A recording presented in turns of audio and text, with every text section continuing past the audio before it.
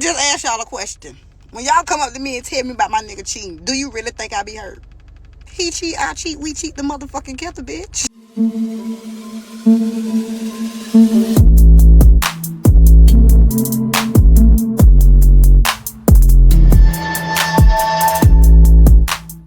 Survivors of domestic violence are told to speak up, document everything. But for one Belle Glade mother, even that wasn't enough. Tonight, we're uncovering how her death fits into a larger deadly pattern and why advocates say the system is still falling short. These were the desperate words of 31-year-old Shantay Butts, recorded on video just days before she was murdered. She was begging her ex-boyfriend to leave her alone at her workplace. She was terrified, and she had every reason to be. Leave. Wow. Please leave. Please leave. I am not okay with this. Please leave my job. I have to go.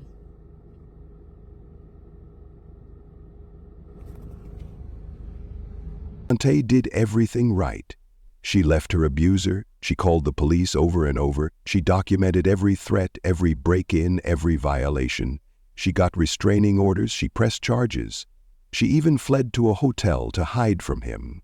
But none of it saved her. On July 11, 2025, 46-year-old Little Mac Williams, a man with a 10-year history of beating women, broke into Shantay's home in Belle Glade, Florida. He shot her in front of her 4 children. She died that night. Here's the part that will make your blood boil. 6 days before he killed her, police issued a warrant for his arrest. They knew he was dangerous. They knew he was stalking her. They knew where to find him. But Little Mac Williams stayed free. And Shantay Butts paid with her life. Before we get into Shantay's story, I want to hear from you. Have you or someone you know ever felt failed by the system meant to protect you? Drop your state or country in the comments. Let's see where everyone's watching from. And if you're interested in true crime stories that expose real systemic failures, hit that subscribe button and turn on notifications so you never miss an upload. Before we talk about how Shantay died, you need to know who she was. Because Shantay Butts was not just a victim. She was a mother, a fighter, and a woman who refused to let her past define her future. Shantay Letitia Butts was born on February 5, 1993 in West Palm Beach, Florida. She was adopted as a child, and she spoke openly about it on social media. So let's get into this next reality check. So I'm 30, finna be 31, and I was adopted as a child. The difference between adopted and foster, I don't think people know this, is when you adopted, you belong in that family. So therefore, the state can't come and take you out of that household. Now, if you fostered, you could just get taken at any moment whenever the person choose to get a child. Like if they want a child and they want you, they can just take you. Or if that parent don't want you anymore, they can just send you back to the state, to a group home, you know. So I was very blessed with being adopted by my mom. Shantay understood the difference between being fostered and being adopted, and she was grateful for what adoption gave her. Being separated from her biological family was painful. Shantay never hid that. But her adoptive parents gave her something she desperately needed: stability. She especially loved her stepfather, who she described as awesome. He showed up for her, he was present, and that mattered. Growing up adopted shaped how Shantay saw family. It taught her that love isn't just about blood. It's about showing up. It's about being there when it counts. And that lesson would stay with her for the rest of her life, especially when she became a mother herself. As an adult, Shantay wanted answers. She wanted to know where she came from, so she used Ancestry.com to search for her biological roots. And she found him, her biological father, an 85-year-old man named Fort Carroll, living in Tampa. Shantay was excited. She described herself as being like a kid in a candy store. She reached out, hoping for a reunion, maybe even a relationship. But her father didn't want to meet her. He made excuses. He told her he wasn't stable enough. He said he had just gotten an apartment on Section 8 and didn't have anything to offer her. Shantay was heartbroken, but she didn't let it go.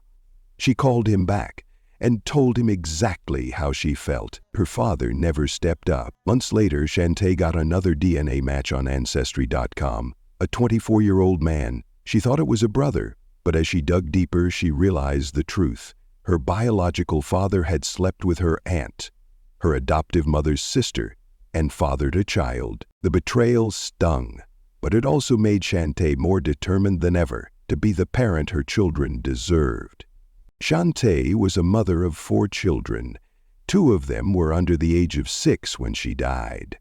Her oldest son was her rock. He was always by her side, helping her, supporting her as she juggled everything life threw at her. And Shantay juggled a lot. She worked as a home health aide, a tough, demanding job that doesn't pay nearly enough. But she didn't stop there. Shantay ran 2 side businesses. She had a cleaning company called Polished by Shay, and she was known for transforming even the dirtiest, most neglected spaces. She also decorated liquor bottles and money arrangements with flowers, turning ordinary gifts into something beautiful. On top of all that, Shantay was building a social media presence. She had a series called All Deadbeat Daddy where she called out absentee fathers with humor and honesty. She turned her pain into punchlines. She made people laugh while telling the truth about her struggles. Shantay was building an empire while raising 4 kids alone. She was a force. She was a storyteller. She was a protector, and she deserved so much better than what happened to her. Now let's talk about the man who killed her. Little Mac Williams. A 46-year-old man with a little boy's name and a monster's rage. He was nearly 15 years older than Shantay, and he was the father of some of her children. For a time they were together. But here's what you need to understand. Before he met Shantay, little Mac Williams had already left a trail of broken women and ignored warnings. His criminal record was a decade-long list of violence against women, and every single time, the system let him walk free. In April 2014, Williams was arrested after an ex-girlfriend called 911 alleging sexual battery. When police arrived at the scene, they found a woman who had clearly been beaten. She had swelling and bruising under her left eye. She had a massive hematoma on her forehead, 5 centimeters by 5 centimeters. Her shoulders and back were swollen. She had a laceration on her knuckle. Williams was charged with felony battery, domestic battery by strangulation, and false imprisonment. He pleaded guilty to felony battery. His sentence? 36 days in jail. 36. Not months, not years, days. A man who strangled a woman, battered her, and held her against her will got just over a month in jail. That was his punishment for nearly killing someone. 4 years later, Williams was at it again. Another ex-girlfriend reported that he kept showing up at her home uninvited. He refused to leave. He even tampered with her outdoor surveillance cameras, trying to hide what he was doing. Her brother had to call the police. Williams was arrested and charged with stalking and trespassing. He was found not guilty of stalking but guilty of trespassing. His sentence? 59 days in jail, just under 2 months for being a violent pest who didn't understand the word no, just under 2 months for terrorizing a woman in her own home. In 2023, Williams struck a woman in the head with an unknown object during a dispute. The blow was hard enough to send her to the hospital. He was arrested and charged with domestic battery. He pleaded guilty. His sentence? 2 days in jail. 2 days, because apparently in Florida, giving a woman a head injury is about as serious as a parking ticket. Let that sink in. A woman was hospitalized because of what he did to her. And little Mac Williams spent 2 days behind bars. By the time Williams met Shantay, he had already hurt at least 3 women. 3 women who called the police. 3 women who pressed charges. 3 women who did everything they were supposed to do. And what did the system do? It gave him 36 days here, 59 days there, 2 days for good measure. Every time the message was the same. What you did wasn't that serious. You can go home now. This wasn't just a rap sheet. It was a screaming warning. 3 different women, a decade of violence, minimal consequences. How many chances should a man like this get? How many women need to be hurt before the system takes action? How many hospital visits? How many 911 calls? How many restraining orders does it take before someone says, enough? The answer should have been 1. But Little Mac Williams got chance after chance after chance. And then he met Shantay. Shantay and Little Mac Williams were together for a time. He was the father of some of her children.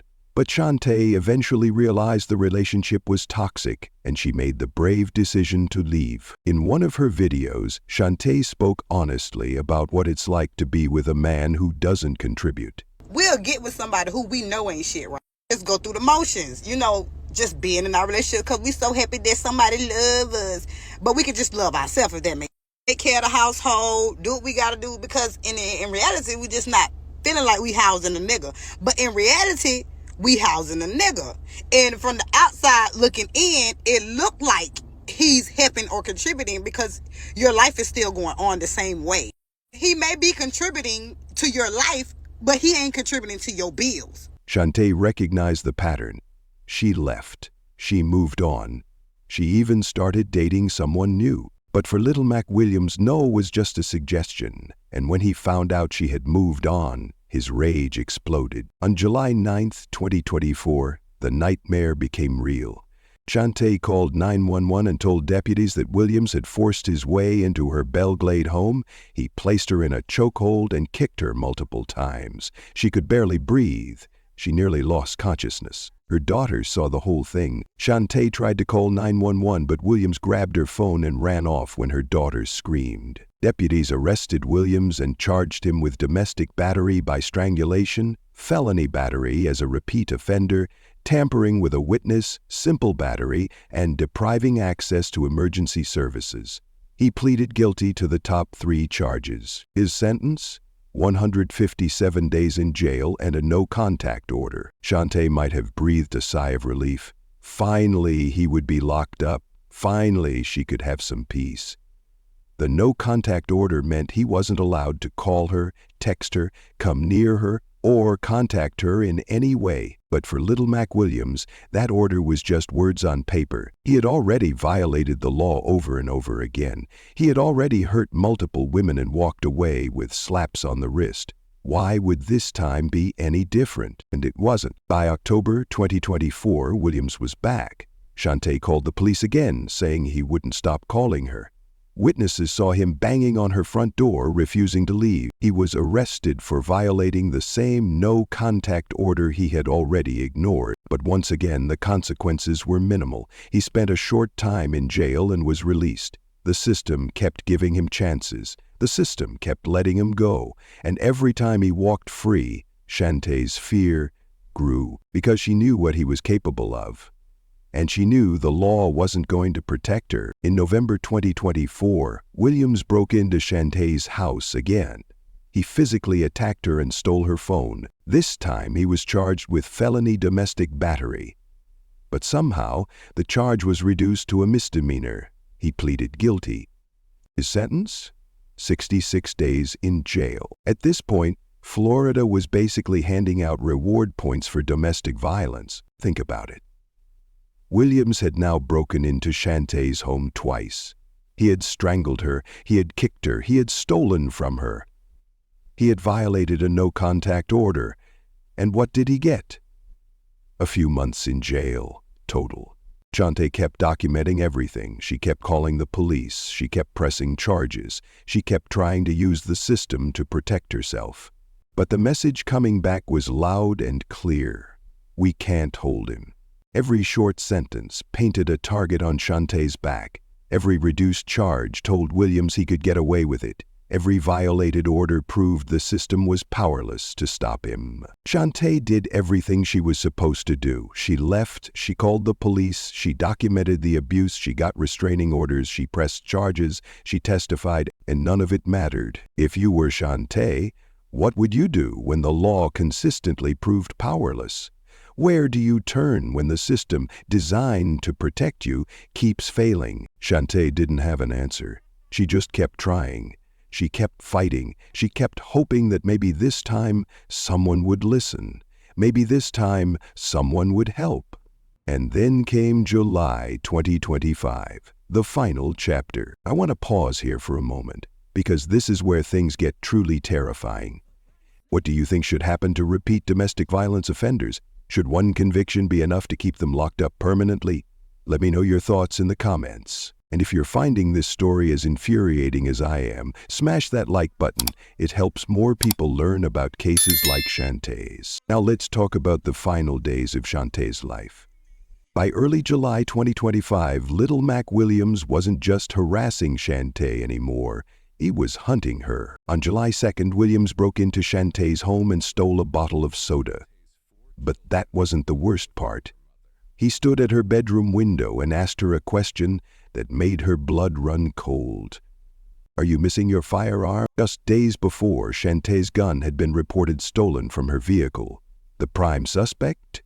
Little Mac Williams. He wasn't just threatening her. He was letting her know he was armed and she was defenseless. Think about that for a moment. This man had already strangled her, kicked her, broken into her home multiple times, and violated every restraining order. Now, he had a gun.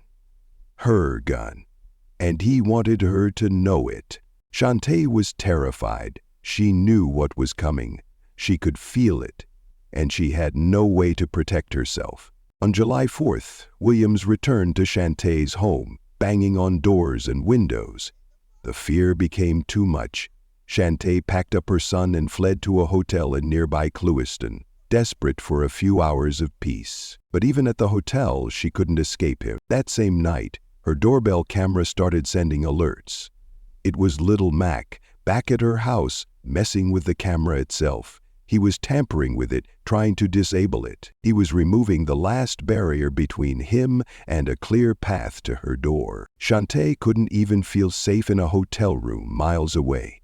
He was always there, always watching, always waiting. On July 5th, Shantay arrived at work and was immediately told by several people that Williams was standing by the front gates, looking inside the premises. He was just standing there, watching her. Then her phone started ringing, private numbers. When she answered, it was Williams. He told her he was going to do something to her or her home. Shantay called law enforcement to the scene, but when they arrived, they told her there was nothing they could do. Williams was standing in a public area. He wasn't breaking any laws by standing there. Shantay couldn't go home. She was terrified that Williams was waiting for her at her residence. Later that day, Shantay received several alerts from her doorbell camera. Williams was at her front door more than 20 times in a single night, messing with her camera. At some point, Shantay briefly went to her residence to grab something. As soon as she arrived, Williams ran at her, screaming threats. She jumped into her car and sped off, heart pounding. She called 911 again. This time her voice was filled with certainty. "I believe he's going to kill me." Based on her desperate pleas and Williams' documented actions, deputies issued an aggravated stalking warrant for his arrest on July 5, 2025. It was a concrete, official order to take him off the streets. The warrant was out. The police knew his intent. Shantay had literally done everything a victim is told to do. She had screamed her fear to anyone who would listen. She had documented everything. She had called the police over and over. But Little Mac Williams remained free for 6 days. 6 agonizing days ticked by. 6 days Shantay spent looking over her shoulder, knowing he was out there, free. 6 days the system had to intervene, to pull him in, to protect her, but they didn't. The clock was ticking, and the man she feared most was about to make his final, fatal move. It was almost midnight on July 11th, 2025. Shantay's son was awake playing video games. The house was quiet. His younger siblings were asleep. Everything seemed normal. Then he heard a loud smacking noise, the sound of something breaking. He looked up. His younger siblings were huddled together, frozen, their faces twisted in terror. He knew something was wrong. He sprang into action, helping them find a hiding spot. a child forced to protect his younger brothers and sisters from a monster he knew all too well. Then he grabbed his phone and called 911. The dispatcher picked up. In the background, she could hear little Mac's voice, a demand that sent chills down her spine. "Where's your mother?" Then came the child's voice, raw and breaking. "My mom's been shot." Those 4 words changed everything. The dispatcher immediately sent deputies to the Belglade residence. But even as help was on the way, everyone listening to that call knew the truth. They were too late. Shantay's son had just witnessed his mother's murder. He had heard the gunshots, he had seen the man who did it, and now he was on the phone with 911, trying to save his siblings while his mother lay dying in the next room. Deputies swarmed the Belglade residence minutes later. They found little Mac Williams lying in the road 2 blocks from the house. He was calm. He lay face down on the ground with his hands behind his back, surrendering like the coward he always was. No struggle, no chase, no remorse. Inside the home, the scene was a nightmare. Shante was found unresponsive on the bed.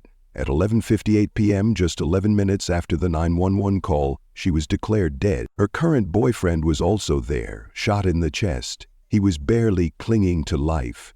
Paramedics rushed him to St. Mary's Medical Center, and he survived. 6 children were inside the home that night, including Shantay's 4 kids. They had all heard the gunshots. They had all hidden in fear. They had all witnessed the aftermath of their mother's murder. In the bedroom, deputies found a black handgun magazine and multiple shell casings, evidence of the violence that had just taken place. Shantay's oldest son told deputies what he had seen. He said he had been playing video games when he heard a loud smacking noise. When he came out, he saw his siblings huddled together, terrified. He looked down the hallway and saw little Mac Williams straggling his mother, strangling her. He could hear her gasping for air. That image, his mother fighting for her life, will haunt him forever. After his arrest, little Mac Williams was read his Miranda rights and interviewed by detectives. And of course, he lied. Williams claimed that he entered the home and got into a physical altercation with the male victim, during which the gun went off. He denied shooting anyone. He said he didn't know where the gun was. This was the same gun Shantay had just reported stolen from her vehicle. The same gun Williams had taunted her about days earlier when he asked, "Are you missing your firearm?" But the evidence against him was overwhelming. The 911 call, the witnesses who saw him, the stolen gun, the shell casings found at the scene, the surveillance footage, the terrified children who pointed to him and said he did it. His lies couldn't save him this time. Little Mac Williams was arrested and charged with first-degree murder with a firearm, attempted first-degree murder with a firearm, felon in possession of a firearm, burglary, aggravated stalking, and grand theft. He pleaded not guilty to all charges, but this time there would be no short jail sentence, no reduced charges, no bail. Williams was held without bail, finally locked up where he should have been years ago. Shantay's death left 4 children without a mother. 2 of them were under 6 years old. Her oldest son, the one who had to call 911 and describe the man who murdered his mom, will carry the trauma of that night for the rest of his life. Shantay's family spoke with reporters off camera.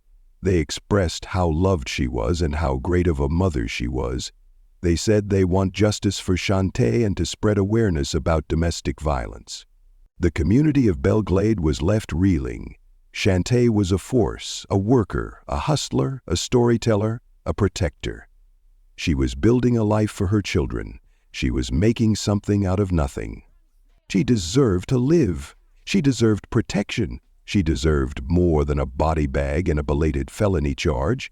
But the system failed her, and now her children will grow up without their mother. Shantay's story is a stark reminder that the system designed to protect victims of domestic violence is broken. Protection orders are often meaningless. Williams violated his no-contact order repeatedly, and the consequences were minimal. He kept getting released, he kept coming back, and Shantay kept living in fear. Repeat offenders get endless chances. Williams had a decade-long history of violence against women, 3 different victims, multiple convictions, and what did he get? 36 days here, 59 days there. 2 days for putting a woman in the hospital. His pattern of violence should have resulted in serious prison time. Instead, he was given slap after slap on the wrist. Law enforcement delays were fatal. On July 5th, deputies issued an aggravated stalking warrant for Williams' arrest. They knew he was dangerous. They knew he was threatening to kill Shantay, but he remained free for 6 days. 6 days that could have saved her life. Lenient sentencing is a joke. When you can strangle a woman, kick her, hold her against her will, and get just over a month in jail, something is deeply wrong with the system. State Attorney Dave Arenberg explained that domestic violence cases can be difficult because many victims don't feel comfortable cooperating. He said, "The policy of the state attorney's office is that we will move ahead with a case even if the victim doesn't cooperate, but it makes it a lot harder to prove." Arenberg noted that in no other area of criminal law is there less cooperation from a victim than in domestic violence. He emphasized the importance of breaking the cycle of abuse, saying, "Silence is often the enemy, and you have victims who will continue to go back to the perpetrator." But here's the thing. Shantay didn't go back, she left. She documented everything. She called the police. She pressed charges. She testified. She begged for help. And the system still failed her. So what can be done to prevent tragedies like Shantay's? First, protection orders must be enforced seriously. Violations should result in immediate, significant jail time, not just a few days or weeks. Second, repeat offenders must be treated as the ongoing threats they are. Longer sentences, mandatory monitoring, and denial of bail should be standard for anyone with multiple domestic violence convictions. Third, law enforcement must prioritize active warrants, especially for violent offenses with documented threats. When a warrant is issued, it should be executed immediately, not 6 days later. One strategy that has worked for many survivors is this. They took their kids and disappeared to another city, state, or even country. They left everything behind. It's not easy to start over, but at least they preserved their lives. Shantay's story isn't just a tragedy, it's a warning. Subscribe if you want to see more true crime stories that expose real systemic failures. Hit the notification bell so you never miss an upload. Your voice matters, your awareness matters, and together we can push for the changes that could save lives. Shantay did everything right. She left her abuser. She called the police. She documented the threats. She got restraining orders. She pressed charges. She begged for help. The system failed her at every turn. Her 4 children will grow up without their mother. As we remember Shantay, let her story be a call to action. We must demand better from our justice system and refuse to let another woman's desperate pleas go unanswered. Rest in power, Shantay Butts. You did everything you could. We won't let your story be forgotten. Your life matters. Stay safe.